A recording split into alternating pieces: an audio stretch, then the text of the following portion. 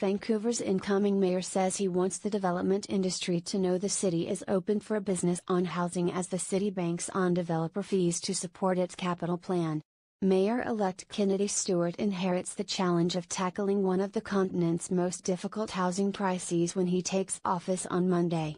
With more than half of the city's capital plan funding to come from developer fees, he will need to work with a divided council to realize the city's ambitions while ensuring the development industry is motivated to participate.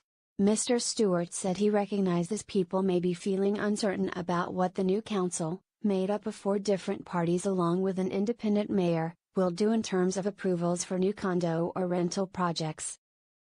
In the past, representatives from the Non-Partisan Association, which will have 5 of 11 seats on council, and the Green Party, which will have 3, have voted against many projects that went ahead because the Vision Vancouver majority approved them.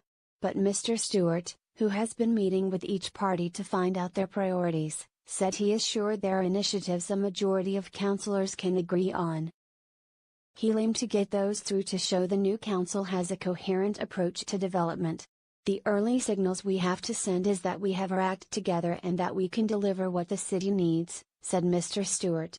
He cited the example of former independent Mayor Mike Harcourt, who delivered a lot of housing for the city. "I would say give us a chance to prove that we can do this. City Council has approved a capital plan that relies heavily on developer contributions through fees and community amenity contributions.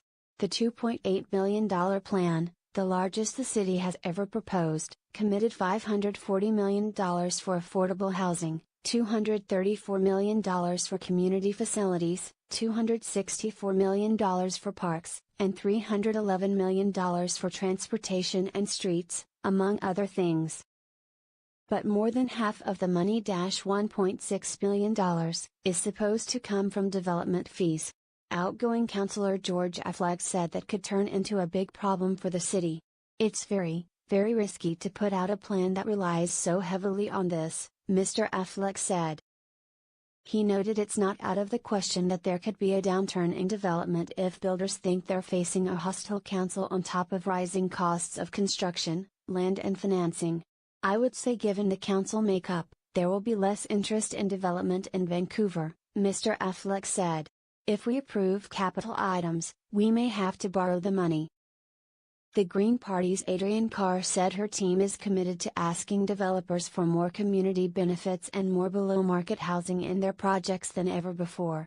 The city declined to provide a senior manager or planner to talk about the state of the capital plan, but the communications office sent a statement noting some of the required funding from developer fees is already in the bank, including over $400 million of development contribution reserves and $400 million of pending cash from community amenity contributions.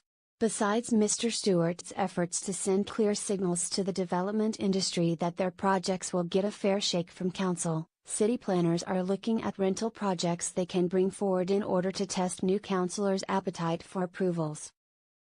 While rental projects might seem like an easy win, Ms. Carr, along with some other new councillors, said the city hasn't done enough in the past to ensure rents are low. She said the city should also be asking that half of all units in the city be sold or rented at a price that's affordable for households making less than the median income in the city.